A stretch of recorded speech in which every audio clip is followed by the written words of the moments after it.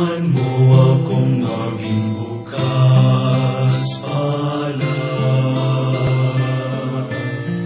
Turuan mo akong maglingkod sa iyo, na magbigay ng ayon sa naranapan,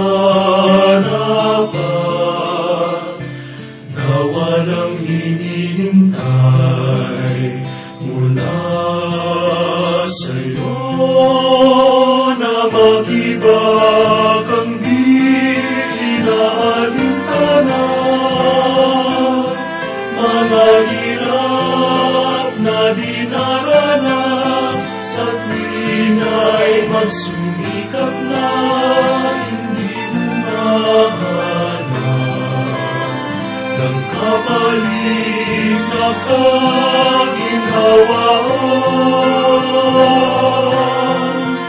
na di naghihintay kundi ang aking mabatid, na ang loob mo siyang sinusundan.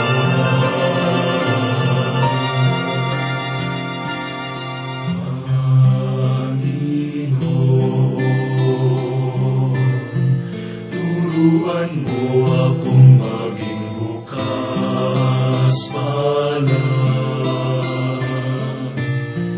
Turuan mo akong maglingkod sa iyo, na magbigay ng ayon sa nararapat,